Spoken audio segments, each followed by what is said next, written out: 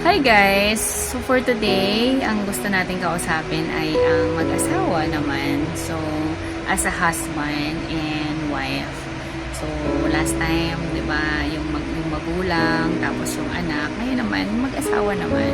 So, inspire lang ko din kayo kasi last week, nag-attend kami ni Habi ng couples gathering and ang dami ko doon natutunan na marami. Kung hindi ko siya maiisa-isa ngayon sa inyo dahil madaming 3 oras yata kami doon, so hindi ko kakasya dito sa oras natin.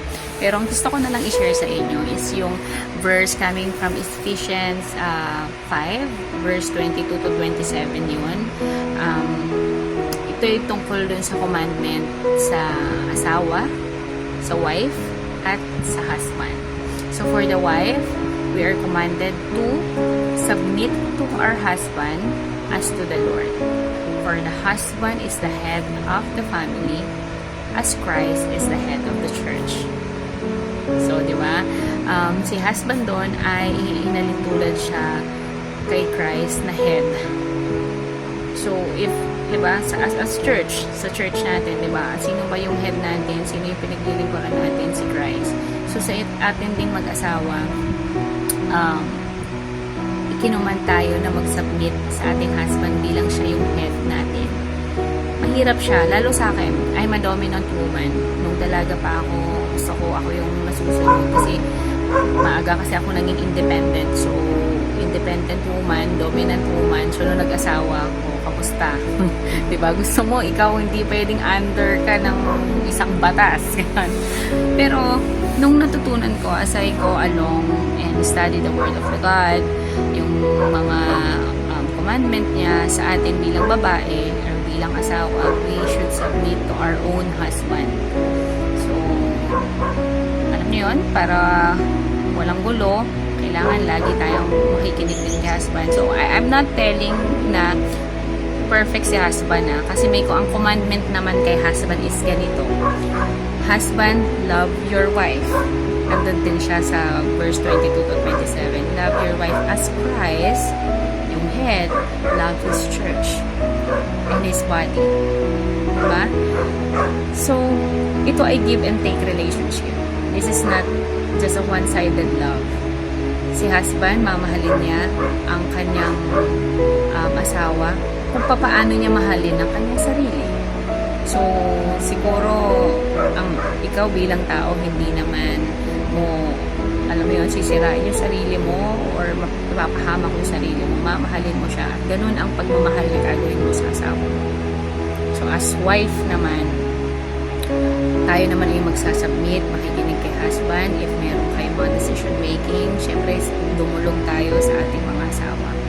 Siguro sa yung bagay na yun, medyo mahirap siya for us dahil, di ba, nag-asawa tayo na totally magkaiba, totally stranger, hindi tayo magkaano-ano. Pero since tayo ay pinagbuklod ng Lord, kailangan lang natin ilagay ang Lord sa center ng relationship natin para ma-minimize. Hindi ma-eliminate, I know that, because of indifferences nga, pero at least ma-minimize natin yung away, yung struggle na minsan, maliliit na bagay humahantong pa sa hiwalayan. I know guys, sinasabi yan na meron ng divorce, pero let's just not focus on that. Let's focus on putting God as a center of our family, of a husband and wives, para hindi na tayo humantong dun pa sa worst thing na kailangan i-mag-separate pa kayo. Sabi nga, di ba, sa verse, yung pinagbuklod ng Panginoon ay hindi dapat pagbuklorin or paghiwalayin ng tao. Kasi pinagbuklod tayo ng Lord. So, not legal papers or not a lawyer or not even a mistress can separate husband and wives. So, yun lang. Gusto ko lang i-inspire kayo na hindi lang naman kayo, kung meron kayong may struggle, may nanonood ngayon na may struggle sa family, or may struggle sa husband, or may struggle sa wives, hindi lang po kayo yun. Even as a Christian couple, nagkakaroon din kami ng problema, but as long as God is the center of your relationship, may mag-i-intervene sa inyo. maniwala kayo sa akin. Gagawa ang paraan ng Panginoon na libangin kayong dalawa hanggang sa makalimutan nyo na lang na nag-aaway pala kayo, mamaya magtatawanan na kayo. That's proven. Guys, lagi nyo lang kayong, kapag ayan na, nag-aaway na kayo, yung isa lumayo na, mag-pray na kayo. Kung yung isa masyado mainit, layo na, magdasal na. Kasi yun yung ayaw natin, yung lumaki yung problema. That dapat yung isa din magsasubmit nga, yung isa sa inyo magpapakumbaba na, mag-chill down na. Kasi kung parehas kayong mataas, di ba, hindi kayo maayos.